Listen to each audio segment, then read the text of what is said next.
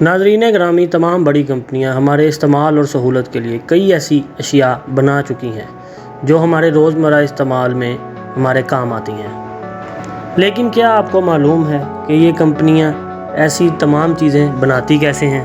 لیکن اس کے علاوہ یہ کہ کسی چیز کو کسی خاص کام کے لیے بنایا گیا ہو، لیکن اس کام سے ہٹ کر اس چیز کا استعمال ہم کسی اور کام میں کر رہے ہوں جہاں وہ چیز ہمیں زیادہ فائدہ پہنچا رہی ہو۔ لیکن ایسے سوالات اگر آپ کے ذہن میں آتے بھی ہیں اور ہم آپ کو بتا دیں کہ ایسا کئی مرتبہ ہو چکا ہے، اسے عام زبان میں جگاڑ کہتے ہیں۔ اور آج کی اس ویڈیو میں ہم آپ کو ایسی کئی اشیاء بتائیں گے جن کا استعمال عام استعمال سے ہٹ کر ہو رہا ہے اور ان کے حقیقی استعمال سے بھی ہٹ کر کیا جا رہا ہے۔ آپ سے گزارش ہے کہ اس قیمتی ویڈیو کو آخر تک ضرور دیکھیے گا اور ہماری حوصلہ افزائی کے لیے اس ویڈیو کو لائک کر کے اپنے دوستوں تک ضرور شیئر کیجیے گا۔ تو آئیے چل کر موضوع کا باقاعدہ آغاز کرتے ہیں۔ ناظرین گرامی، جب ہم کولڈ ڈرنکس کی بات کرتے ہیں تو سب سے پہلا خیال ہمارے ذہن میں جو آتا ہے وہ کوکا کولا کا آتا ہے۔ لیکن کیا آپ کو پتہ ہے کہ کوکا کولا کو کئی سال پہلے ایک ڈاکٹر جان پیمٹن نے 1886 میں دریافت کیا تھا۔ ڈاکٹر جان نے اسے مورفین نامی مرض کے دوا کے متبادل کے طور پر بنایا تھا۔ مورفین کا استعمال اس وقت درد کو کم کرنے کے لیے کیا جاتا تھا، لیکن کوکا کولا کے مارکیٹ میں آنے کے بعد لوگوں نے مورفین کا استعمال بہت کم کر دیا تھا۔ اس وقت کوکا کولا کا نام فرینچ وائن کوکا تھا، جو کہ وائن کے فین اور کوکا پلانٹ کے سفید پاؤڈر سے بنایا جاتا تھا۔ اس لیے کئی لوگوں نے کوکا کولا کا استعمال نشے کے لیے کرنا شروع کر دیا تھا۔ لیکن جب کچھ سالوں بعد حکومت نے نشے کے خلاف سخت اقدامات کیے تو جان نے کوکا کے ساتھ وائن کا لفظ ہٹا کر کوکا کولا کا نام رکھ دیا اور اسے مارکیٹ میں سوڈا ڈرنک کے طور پر متعارف کروا دیا۔ لیکن اس کو بنانے کے لیے کوکا پلانٹ کا پاؤڈر ابھی بھی استعمال کیا جاتا ہے، لیکن اس کے خلاف بھی 1903 میں حکومت نے ایکشن لیا اور اس میں ڈالے جانے والا پاؤڈر بھی ممانعت کر دیا۔ اس کے بعد کوکا کولا کو صرف سافٹ ڈرنک کے طور پر ہی استعمال کیا جانے لگا، جسے ہم آج بھی استعمال کرتے ہیں، اور آج کے دور میں کوکا کولا دنیا کی سب سے مشہور سافٹ ڈرنک کے طور پر جانی جاتی ہے۔ اس کے بارے میں شاید ہی کسی نے گمان کیا ہوگا کہ دنیا کے مشہور سافٹ ڈرنک بنانے کے پیچھے یہ وجوہات شامل تھیں۔ معزز دوستو، 1850 کے دور میں تیل کی فیکٹریوں میں کام کرنے والے مزدوروں کو بھاری مشینوں کے ساتھ کام کرنے میں کافی مشکل کا سامنا کرنا پڑتا تھا، کیونکہ مشینز لگاتار کام کرتی تھیں، جس کی وجہ سے ان میں ایک بہت ہی عجیب قسم کا ویکس مٹیریل بن جاتا تھا، جسے ان مزدوروں نے روڈ ویکس کا نام دے دیا۔ اس ویکس کی وجہ سے مشینز ٹھیک سے کام نہیں کر پاتی تھی، اس لیے اس ویکس کو صاف کر کر ان مشین کو بار بار لگانا پڑتا تھا۔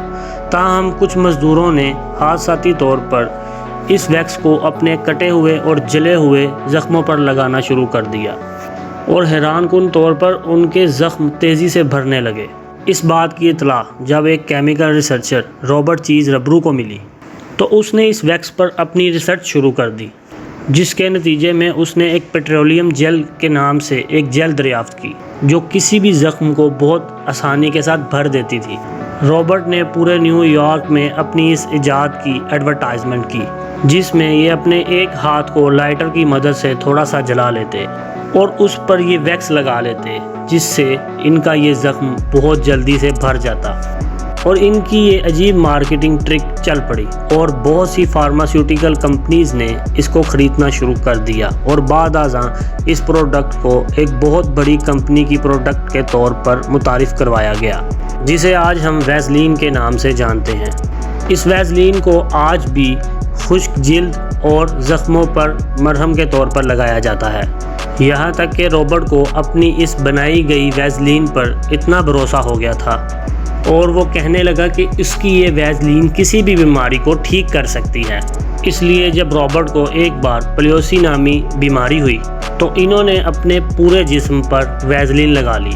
یہی نہیں بلکہ انہوں نے ویزلین کا ایک چمچ خود کھا بھی لیا۔ ایسا کرنے سے انہیں کوئی نقصان تو نہیں ہوا اور نہ ہی ان کی بیماری ٹھیک ہوئی، لیکن ان کا یہ بھرم ضرور ٹوٹ گیا کہ ان کی بنائی ہوئی ویزلین ہر بیماری کا علاج ہے۔ اس کے علاوہ بھی ویزلین آج بھی دنیا کی کامیاب ترین فارماسیوٹیکل کمپنی کی پروڈکٹ ہے۔ سلی کاٹن۔ ناظرین گرامی، دوسری جنگ عظیم کے دوران جب زخمی فوجیوں کو میڈیکل کیمپ میں لے جایا جاتا تھا تو ان کی مرہم پٹی کے لیے بہت سی پٹیاں اور کاٹنز استعمال ہوتی تھیں، لیکن جب ان چیزوں کی کمی ہونے لگی تو کیمبرلی کلارک نامی کمپنی نے اس مسئلے کا حل دریافت کر لیا۔ انہوں نے ایک نئے طریقے کا میٹیریل بنایا جو لکڑی کے بورے اور پلانٹ فائبر سے بنا ہوا تھا، جس کا نام انہوں نے سلی کاٹن رکھا۔ یہ میٹیریل بہت زیادہ ہلکا اور ہائیجینک ہونے کے ساتھ ساتھ کئی خصوصیات کا مالک بھی تھا۔ اس کی سب سے بڑی خاصیت یہ تھی کہ یہ خون کو بہت جلد اپنے اندر جذب کر لیتا تھا۔ اس کے بعد اسی میٹیریل سے فوجیوں کے زخموں پر لگائے جانے والے پٹیوں کے طور پر بھی بنایا جانے لگا، جو کہ بہت فائدہ مند ثابت ہوا۔ ناظرین گرامی، ببل ریپ کے بارے میں تو آپ سب جانتے ہی ہوں گے، اور یقیناً آپ سب نے اسے کسی نہ کسی پیکنگ کو محفوظ بنانے کے لیے استعمال بھی کیا ہوگا، اور کسی نہ کسی پیکنگ میں آپ سب نے اسے دیکھا بھی ہوگا۔ لیکن آپ سب کو جان کر حیرانی ہوگی کہ ہم نے اسے چیزوں کو محفوظ بنانے کے لیے استعمال تو کیا ہوگا، لیکن اس کے ایجاد کی وجہ یہ نہیں تھی۔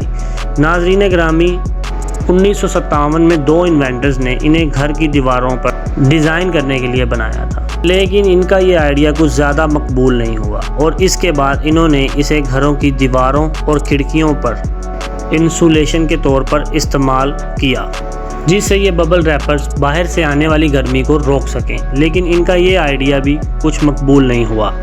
اس کے بعد 1967 میں ان انوینٹرز نے انہیں پیکنگ اور چیزوں کو محفوظ بنانے کے لیے استعمال کرنا شروع کر دیا، اور اسے ببل ریپ کے نام سے دنیا کے سامنے متعارف کروایا، جس کے بعد بڑی بڑی کمپنیوں نے بھی اسے استعمال کرنا شروع کر دیا، اور اسے ہم آج بھی استعمال ہوتا دیکھ رہے ہیں۔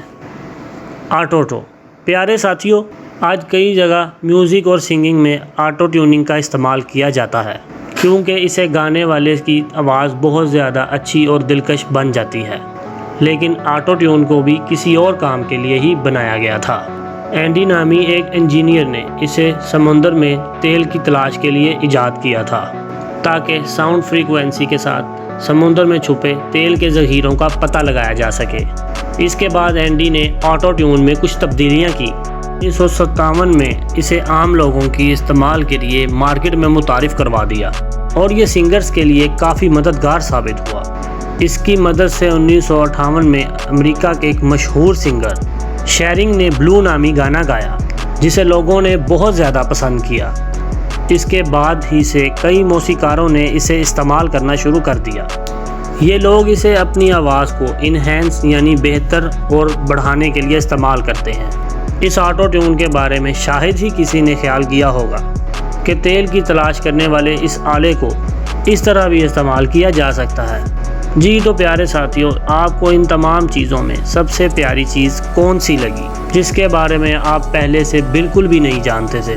تو اس کے بارے میں ہمیں کمنٹس میں ضرور بتائیے گا، اور اگر آپ کو ویڈیو اچھی لگی تو ہماری ویڈیو کو لائک کیجیے گا اور چینل کو سبسکرائب کیجیے گا، تاکہ ہماری حوصلہ افزائی ہو سکے۔ انشاءاللہ آپ سے ملاقات ہوگی اگلی ویڈیو میں، تب تک کے لیے اپنا خیال رکھیے۔ اللہ حافظ۔